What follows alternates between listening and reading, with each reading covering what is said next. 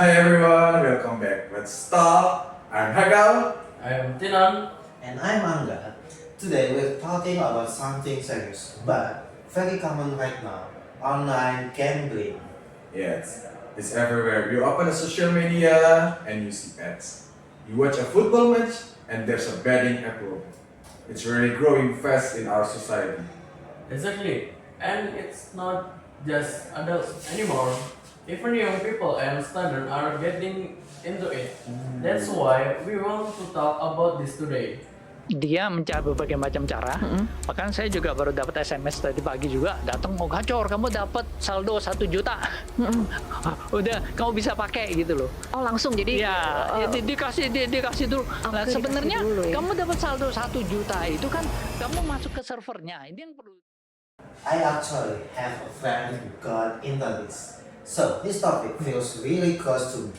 And today we are also going to talk about something a bit different. How this connects to the economy, not just personal life, but the bigger picture. Yes, it's a really important angle. Let's get into it. So, Tinon, let's start simple. What is online gambling really? Okay.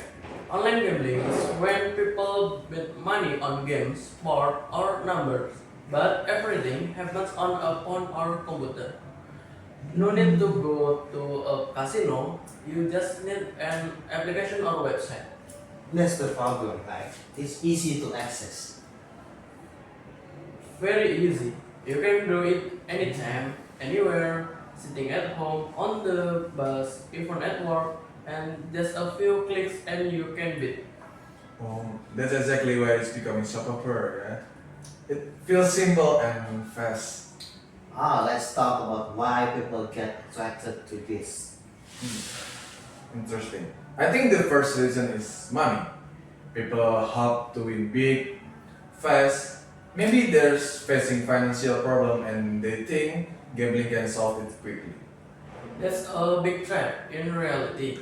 Most people lose more than they win. Another reason is the ads.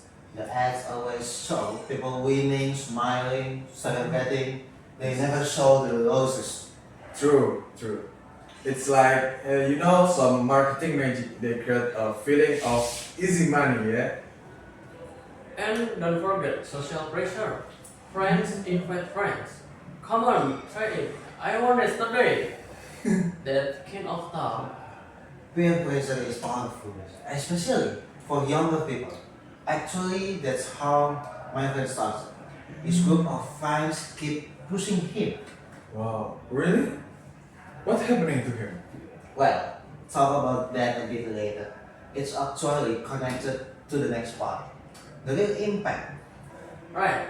Let's talk about the real impact because this isn't just a game, just a simple game. The first impact is, financial. People lose their savings, some even borrow money or sell their thing just to get better. That's exactly what happened to my friend. He lost his motorcycle. Then borrowed money from a lot of people. It became really messy. That's so sad to hear, and I doesn't stop it here. The second impact is on mental health, anxiety, stress, depression, and some people can sleep because they keep thinking about their loss. It can also damage relationship. Family trust breaks, marriage have problem, parents and children fight because of that. My friend's family found out. And there was a lot of tension at home for months. And in the worst case, it affects the whole community. More crime, more debt, and more family conflict. It's like one small app can create a really big change of problem. Eh? Now, let's go deeper into the economic side because I think people don't really think about this part. Right. Let's start with the household level. When someone gambles, the money they use is usually money for daily needs like food, school fees, rent, even bills. So, instead of buying rice or paying school fees, the money goes into a bidding app.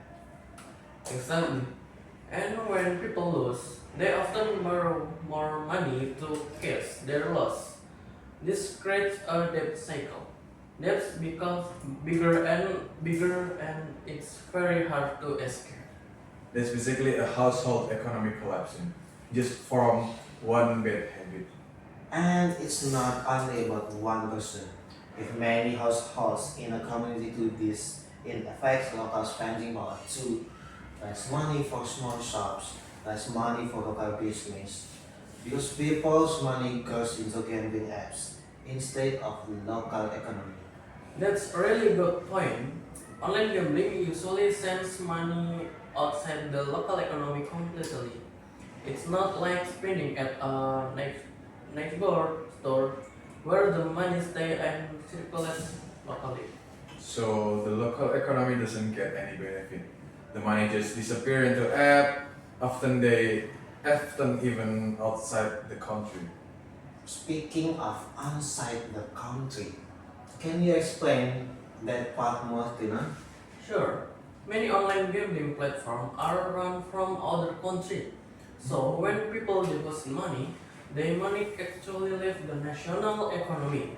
It's like capital flight, but on a small, repeat scale, happening every single day and from dozens of people. Oh, it's not just a personal loss. It's actually money leaving the whole country. Exactly. And because these platforms are usually illegal or unregulated, the government does get any tax from it either. Compare that to local business, which pay tax that phone roads, school, healthcare. So, basically, online gambling brings money up but gives nothing back to public service. That's a strong point. It's money that disappear without contributing to development. There's also a connection to illegal financial activity. Because the money flow is hard to track, online gambling can be connected to money laundering. Criminal networks use gambling platform to move dirty money around and make it look clean. That's getting very serious. It's not just a personal habit anymore. It's connected to bigger financial crimes. Okay. Let's talk. Let's also talk about productivity because I think that's an economic factor people forget. Good point. When people gamble during work hours or stay up all night meeting, their work performance drops. They're tired, distracted, and stressed. My friend actually got warned at his job because he kept checking his phone for days during work hours. There's a real productivity loss, and if this happen across many workers in many companies, it actually affects the bigger economy. Lower productivity means slow growth. Right, and then there's the problem we talked about earlier. People with a heavy gambling debt often can focus on saving or investing.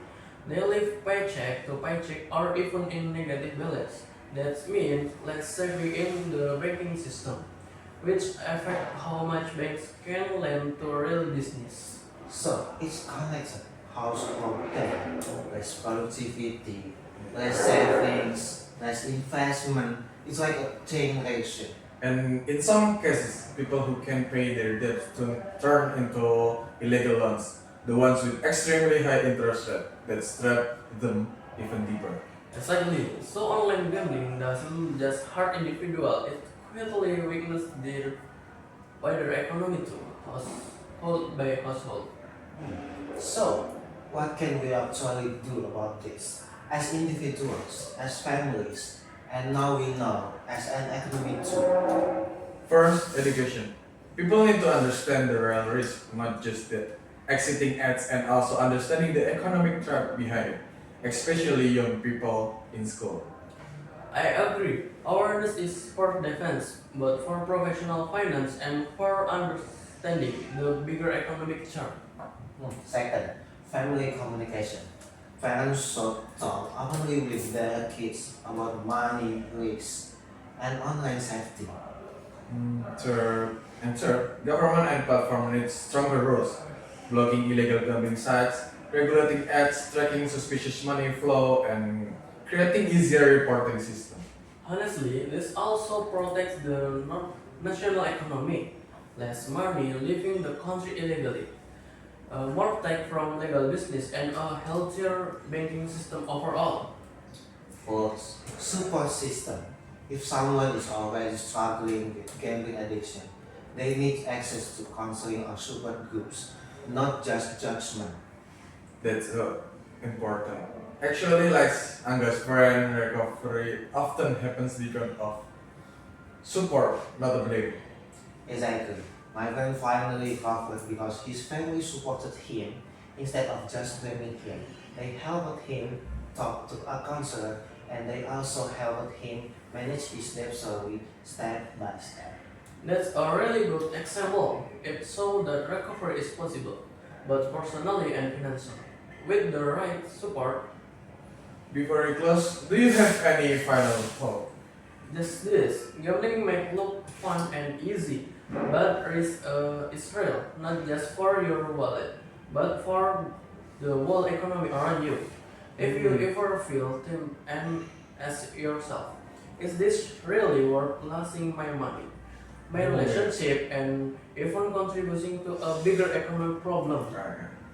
And from my friend's story, I learned that it's never too late to stop and ask for help, but for your mental health and your finance. Well, say both of you, and if you or someone you know is struggling with this, please don't be afraid to talk to someone, a friend, a family member, or a personal or a professional. There's always a way to recover, personally and financially. Thanks everyone for listening to this episode of Let's Talk. Don't forget to share this episode with someone who needs to hear it. See you next time. Bye everyone.